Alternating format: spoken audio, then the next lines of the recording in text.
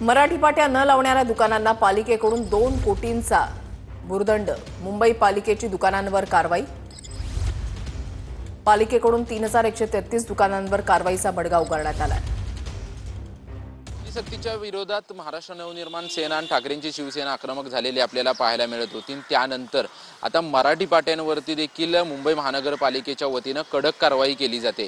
कारण गेल्या अनेक वर्षांपासून मराठी पाट्यांसंदर्भात अनेक राजकीय पक्षांची आंदोलने जी आहेत ती सुरू होती आणि मराठी आणि हिंदी सक्तीचा वाद असताना मुंबई महानगरपालिकेकडून जे आहे ते मराठी पाट्याचे जे दुकानदार लावत नाहीत ह्या दुकानदारांवरती कडक कारवाई केली असल्याची मुंबई महानगरपालिकेकडून माहिती देण्यात आलेली आहे। पण सध्या दादर परिसरामध्ये आहोत। या ठिकाणी अनेक दुकानदारांनी हा नियम पाळलेला दिसतोय, परंतु ज्या ठिकाणी नियम पाळले जात नाहीत त्या ठिकाणी मुंबई महानगरपालिकेचं पथक जे आहे ते थेट सुरुवातीला जातं। त्या ठिकाणी पुरावा म्हणून त्या ठिकाणी पहिल्यांदा फोटो काढला जातो आणि त्यानंतर कारवाईचा दंड जो आहे तो त्यांच्यावरती आकारला जातो। आतापर्यंत 2 कोटी जो दंड जो आहे तो मुंबई महानगरपालिकेने ह्या दुकानदारांकडून आकारल्याची माहिती स्वतः मुंबई महानगरपालिकेने दिलेली आहे।